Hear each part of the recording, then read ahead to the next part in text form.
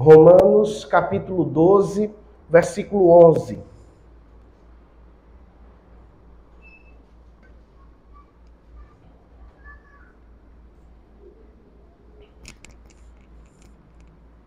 Amém?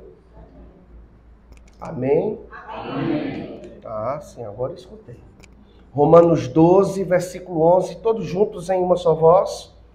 Quanto ao zelo, não sejam preguiçosos, sejam fervorosos de espírito, servindo ao Senhor. Todos juntos novamente. Quanto ao zelo, não sejam preguiçosos, sejam fervorosos de espírito, servindo ao Senhor. Oremos. Senhor, neste momento, a Tua palavra foi lida e nós clamamos que o Teu Santo Espírito, que nos enche de fervor, o Teu Santo Espírito que testifica de quem Tu és e que aplica a Tua palavra em nossas vidas, nos molde diante daquilo que iremos receber de Ti. Fala conosco, meu Pai, é o que eu te peço em nome de Jesus. Amém. Queridos, o versículo que iremos refletir faz parte de uma sessão prática dessa eloquente tratado teológico que é a carta do apóstolo Paulo à igreja de Roma. Paulo, sempre ao expor uma doutrina, ele faz uma exortação ética, de tal forma que unifica a sua instrução. No versículo 1 deste capítulo, que está no capítulo 12, obviamente, que começa, portanto, irmãos, e às vezes em outras versões aparece essa conjunção, pois, dependendo da versão, nos mostra que o apóstolo Paulo, através desse recurso literário, ele está concluindo toda uma sequência de informações extremamente salutares para a vida cristã. Informações essas, queridos, que nós chamamos de doutrina. Ou seja, Romanos de 1 ao capítulo 11 é um compêndio teológico aonde vai estar todas as doutrinas essenciais da fé cristã. A partir do capítulo 12, quando Paulo faz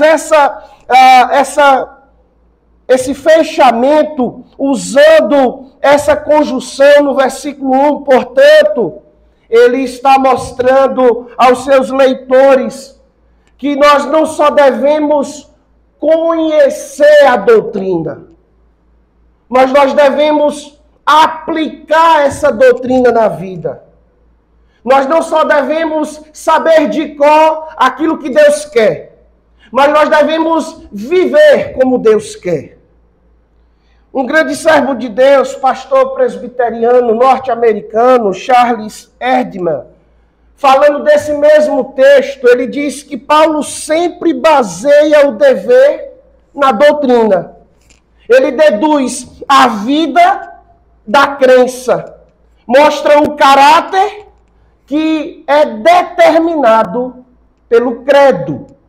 Ou seja, você é o que você crê. Em outras palavras, é isso. F.F. Bruce, outro grande servo de Deus comentarista, ele dá a sua colaboração ao dizer: a Bíblia nunca ensina uma doutrina para torná-la simplesmente conhecida. Ela é ensinada para que seja transferida para a prática. Logo, queridos, o texto sagrado que lemos tem esse intuito: moldar o nosso caráter. Porque aquilo que nós cremos é aquilo que nós somos. Por isso que Paulo ele introduz essa ênfase no capítulo 12, com a aplicabilidade da palavra de Deus e da obra do Senhor Jesus Cristo na minha vida e na sua vida. Perceba que a partir do versículo 9, nós vamos ver os dons e as virtudes que nos foram confiados em ação na vida do crente. Mostrando assim, queridos, que aquilo que nós cremos transforma o nosso pensar. Transforma a nossa postura e o nosso trato na sociedade. Nos faz olhar para o próximo, seja ele bom para mim ou não com um olhar meramente humano, mas com um olhar gracioso, da mesma forma que Deus Pai, Deus Filho e Deus Espírito Santo opera em mim e em você. Por isso, queridos, esse texto, a partir do versículo 9 do capítulo 12, vai falar de muitas virtudes cristãs. Mas todas elas estão empenhadas a falar do amor em ação. Todas elas vão nos mostrar uma faceta do amor. Diante disto, eu quero refletir com você no seguinte tema nesta noite: virtudes cristãs. Cristã. Ou seja, nós veremos 3 virtudes diante deste pequeno versículo, pela qual eu e você somos conclamados, somos moldados, estamos sendo trabalhados mediante a ação redentora do Salvador de minha alma e de sua alma. Você, querido, que desfruta da comunhão desta igreja, a partir do texto sacro, você está sendo conclamado não somente a entender a doutrina, mas a viver. Você, querido, que foi convidado e que está aqui, mas ainda não desfruta de plena comunhão como membro comungante desta igreja. O Pai, o Criador, o sustentador de sua vida, de tudo quanto você tem, está descrevendo o que ele pode fazer na vida daquele que crê nele. Logo, queridos, estejamos atentos a essas 3 virtudes. Não pretendo me prolongar, serei breve, mas fique com os olhos atentos no texto sagrado. Abra os seus ouvidos, porque eu não tenho dúvida que Deus quer falar com você. Em primeiro lugar, virtudes cristãs, o zelo diligente. O versículo 11, a parte A, diz o que, queridos? Quanto ao zelo, não sejam contundente, né? A NAA é bênção. Quanto ao zelo, não sejam preguiçosos. Veja que essa virtude, queridos, que deve ser vivenciada neste amor, que é notório a partir do versículo 9 e nos versículos que se seguem, mostra esse zelo como algo que deve ser vivenciado de forma diligente. Não é algo, queridos, que eu escolho ser zeloso na minha casa. Não é algo que eu escolho ser zeloso na minha escola, na minha faculdade. Não é algo que eu escolho ser zeloso no meu relacionamento com o meu melhor amigo, ou então com a minha namorada, meu namorado, ou com a minha esposa, o meu esposo. Perceba que esse princípio não é um princípio que deve ser vivenciado de forma isolada, mas é um princípio que nos é confiado para ser vivenciado naquilo que nós chamamos de vida. Ou seja, em tudo. E o nosso Deus nos chama, queridos, a vivermos essa virtude que nos é confiada de forma zelosa e diligente. Nesta seção da carta de Paulo, nós podemos ver, queridos, que ele deixa de fazer exposições longas. Se você observar os 3 primeiros capítulos de Romanos, você vai ver ele descrevendo a capacidade da natureza pecaminosa. Ele vai descrever de forma detalhada o efeito do pecado na vida do crente, ou na vida daquele que não conhece a Deus. E ele vai enaltecer que só em Deus, em Jesus Cristo, nós podemos ter esperança. Veja, são 3 capítulos falando somente disso. Mas a partir do capítulo 12, nós vamos ver cada versículo cheio de obrigações éticas que nós podemos vivenciar. De modo, queridos, que se nós vivenciarmos essa perícope toda de uma só vez, nós poderíamos passar horas e horas recebendo a instrução divina. Daí, vamos nos deter apenas no versículo 11. Mas não se esqueça, isso que nos é dado é porque o Pai, por meio do Filho, executa em minha vida, em sua vida, por meio da ação do Espírito Santo de Deus. Então, perceba, através da análise desse versículo, como nós podemos vivenciar esse zelo diligente.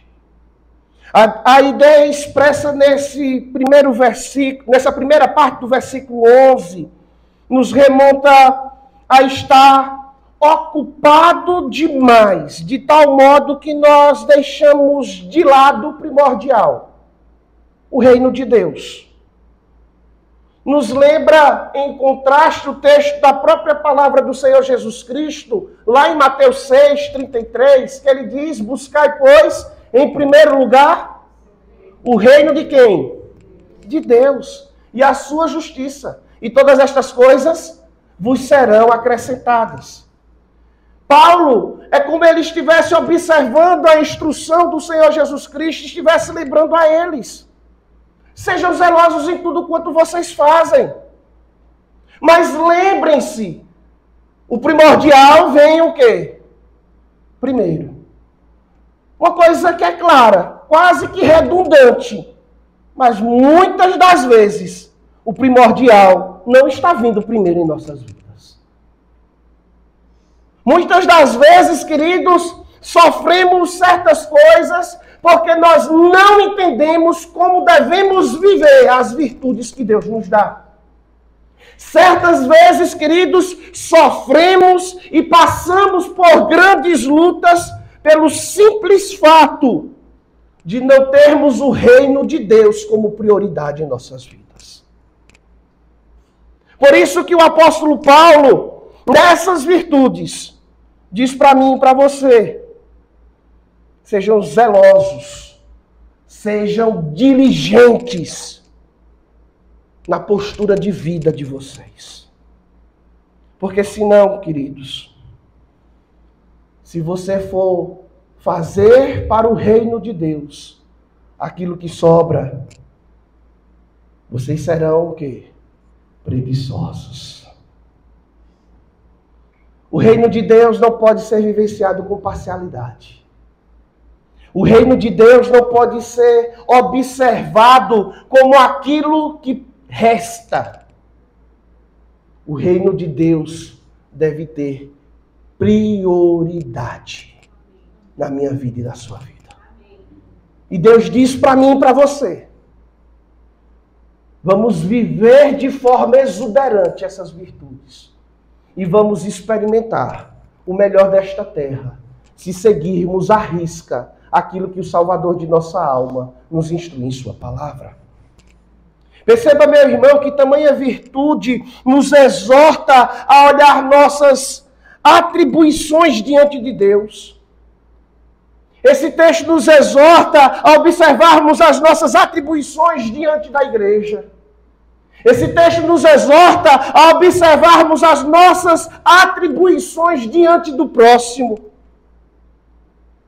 Porque, queridos, se nós não formos zelosos e diligentes em tudo quanto Deus nos confia, nós não faremos da nossa vida aquilo que o nosso catecismo nos chama a viver, para a glória de Deus.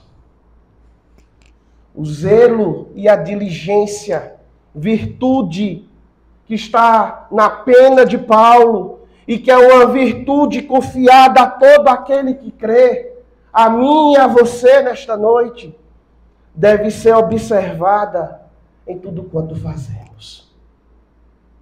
Aqui estamos em uma parte especial, o culto público. Mas o Senhor nos chama a cultuá-lo em todos os nossos atos de vida. Aquilo que nós apresentamos hoje, estamos aqui diante da presença do Pai, deve continuar falando ao meu e ao seu coração, ao coração daqueles que estão ao seu redor, no trabalho onde você exerce sua função, ou até mesmo no ambiente de lazer, no ambiente de familiar que você desfruta, de forma zelosa, diligente, fazendo como se fosse para quem? Para o Pai, para Deus. Gosto muito do que nos diz João Calvino. Este preceito nos é comunicado não só porque a vida cristã deva ser ativa, mas também porque é próprio que às vezes desconsideremos nossas próprias vantagens e dediquemos os nossos labores em prol dos nossos irmãos.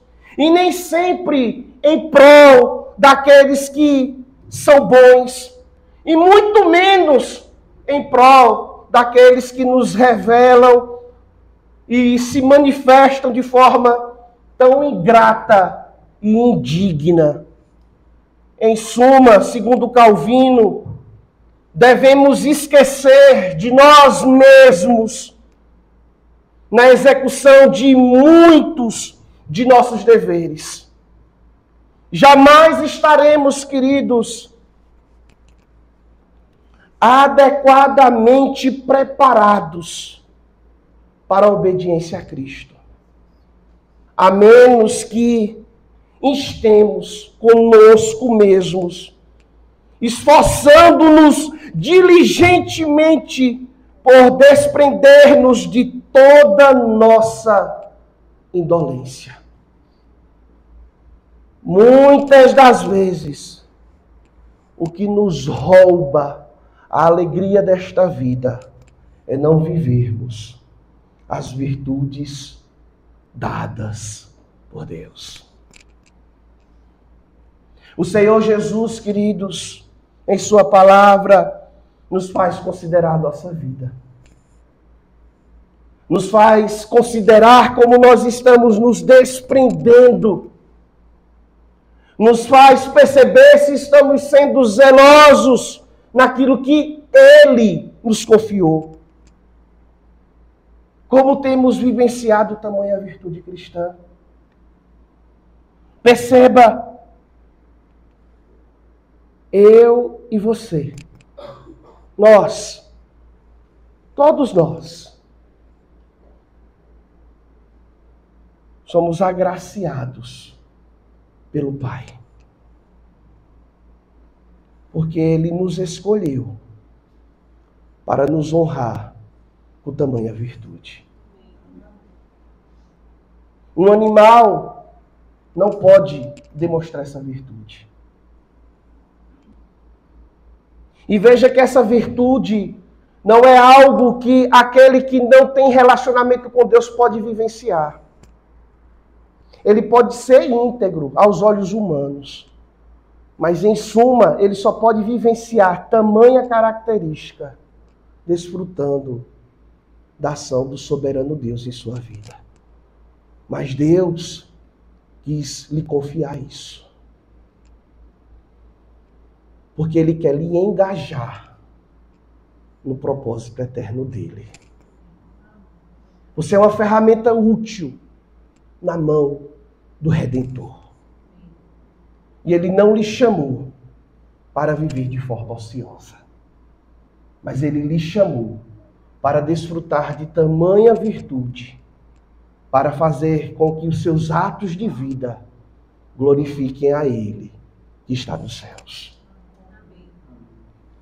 Você está me acompanhando, querido? Amém. Em segundo lugar, virtudes cristãs. Vimos o zelo diligente, agora veremos virtudes cristãs, fervor de espírito. A parte B do versículo 11. O que é que o texto sacro nos diz? Sejam fervorosos de espírito. No arraial presbiteriano, hein? O que é que a gente faz com isso? Vive, gente. Vocês iam dizer o que? Que rasga, né? Não, a gente vive. Sejam fervorosos de espírito. Veja que o fervor de espírito é consequência de uma vida diligente e zelosa na presença de Deus. Porque o fervor de espírito, queridos, nos lembra que nós dependemos de quem? De Deus. Então veja que na sequência dessas obrigações éticas, nós encontramos o fervor de espírito. Ele nos é dado como um santo remédio para a fadiga, para a preguiça, para a apatia espiritual. Às vezes, queridos, nós lutamos, mas lutamos da forma errada. Às vezes, queridos, a apatia toma conta da nossa vida espiritual, porque estamos lutando e vivendo da forma errada. Calvino diz que não há outro corretivo. Olha, Calvino, viu? Não há outro corretivo mais eficaz para a nossa indolência do que o fervor de espírito. É impressionante, queridos, trazendo um pouquinho para os nossos dias, senão não é pastor Aragão. Como a gente se consagra para certas coisas fúteis. Como a gente se compromete com tanta intensidade para aquilo que é passageiro. Como muitas das vezes, queridos, nós não compartilhamos. Vou falar de rede social um pouquinho. Nós não compartilhamos um versículo. Entra mês, entra ano, sai ano, não compartilhamos um versículo. Mas quando temos a oportunidade, nós enchemos as nossas redes sociais com aquilo que é mudando, com aquilo que não agrada a Deus, com aquilo que não dignifica aquele que nos chamou para servir ao Pai. Como ter fervor espiritual dessa forma? Não tem. Vamos contemporaneizar, né, um pouquinho o texto sacro que nos diz: a boca fala, a rede social testifica, de onde eu tenho gastado mais tempo. Estão me entendendo, meus irmãos? Quer sair dessa fossa espiritual? Quer sair dessa preguiça, dessa letargia que está deixando você triste? E às vezes até dentro deste ambiente.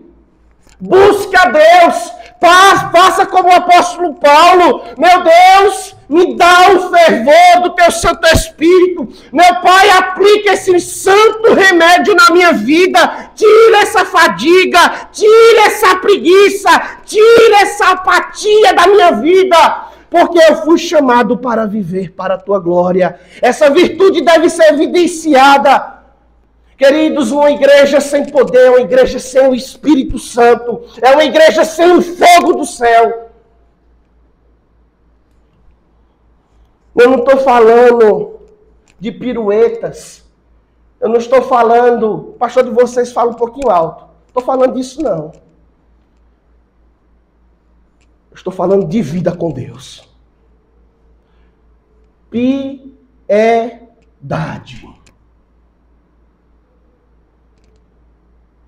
Fervor do Espírito. William Hendricks diz: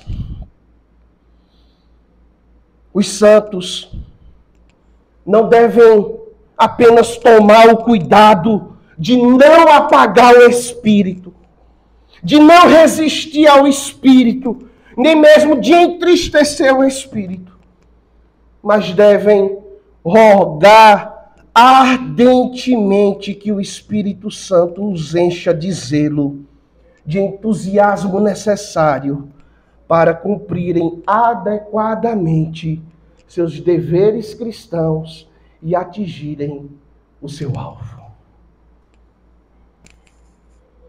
O santo remédio, queridos, para a nossa vida está naquilo que nós declaramos quase que semanalmente ou cotidianamente, nossa regra de fé e de prática. Aí eu digo para você, você é o que você crê. E o que você crê está sendo testificado no que você fala, no que você posta e como você vive.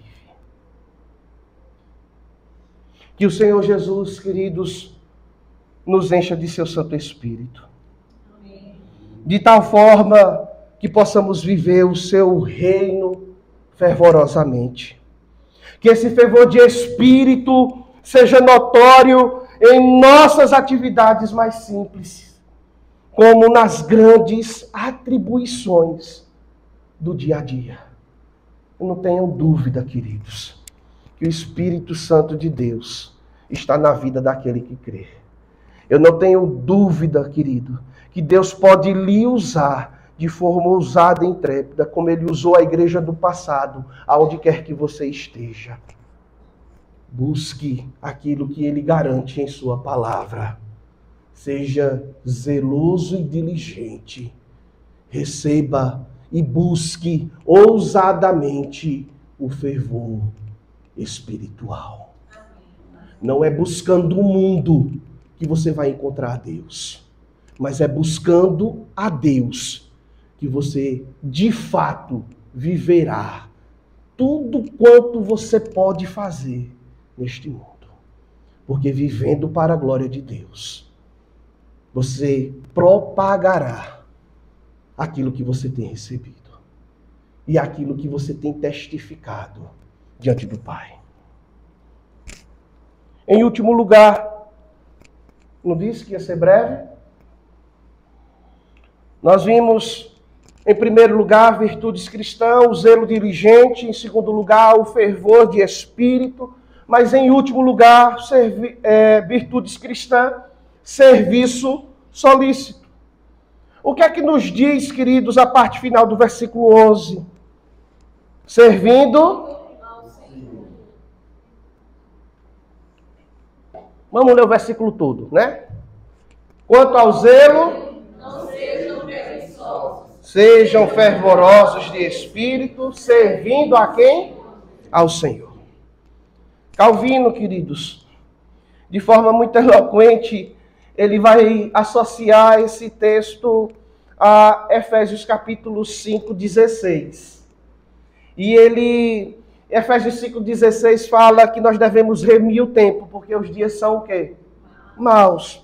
E basicamente Calvino ele está fazendo essa associação diante da observância dele a partir do texto grego, dizendo que o servindo ao tempo tem essa mesma referência. Visto que o curso de nossa vida é por demais o quê? Breve. Nossa chance de fazer o bem tão logo passa. Devemos, pois, ser mais solícitos na realização de nossos deveres. O serviço, queridos, que nos foi dado, né, como maridos vão entender, como a mulher pede uma coisa, ou seja, para ontem, se ela pediu água, você já, antes dela terminar a frase, a água já tem que estar na frente dela. Natural, misturada e gelada. Estão entendendo? Volte ao texto. Perceba, o serviço solícito, queridos, não é algo que vai cair no seu colo, com o seu nome, com todos os recursos necessários. Não é algo que vai ser feito de algo solene, no qual você será honrado, jubilado perante todos aqueles que estão ao seu redor. O serviço cristão, queridos, muitas das vezes é um serviço de bastidor. Olhe para o Pai, olhe para o Filho. Jesus Cristo, diante daquele momento em que ele estava instruindo os seus discípulos, lavando os pés dos seus discípulos, ele diz: aquele que quer ser o primeiro, que seja o quê? O último. E aquele que quer ser servido, seja o primeiro a servir. O serviço solícito que nos é apresentado, queridos, nessa última virtude, baseado no versículo 11 de Romanos 12, é algo, queridos, que nós devemos experimentar, é algo que nós devemos estar atentos. Por quê? Porque como o tempo, ele passa diante dos nossos olhos.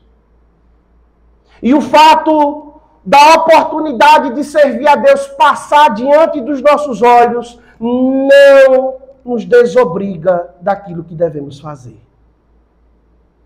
O fato de nós não realizarmos não quer dizer que o nosso Deus está satisfeito quando nós, ou por malícia, ou por cansaço, fadiga, deixamos de fazer o que precisamos fazer. Perceba que a instrução é muito clara. Nós estamos servindo, seja de forma solícita ou de forma ociosa. Por isso que a primeira instrução é que nós sejamos o quê? Zelosos, diligentes. Nós não podemos fazer isso só. Por isso Deus nos dota do fervor do Espírito Santo. Daí ele me faz agir para com Deus, para com o próximo, seja ele bom ou ruim. Por quê? Porque Deus me chamou para servir.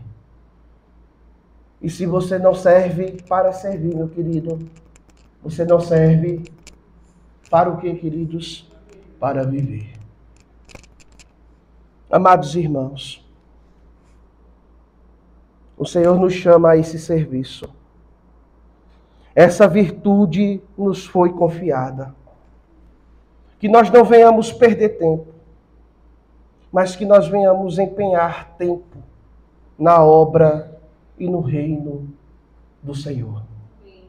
Porque eu não tenho dúvida, seja você jovem, criança ou idoso de dias, você é uma ferramenta na mão do Redentor.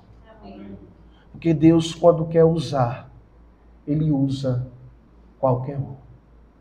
E eu não creio que o meu Deus faz acepção de pessoas. A palavra dele diz o contrário. Ele não faz acepção de pessoas.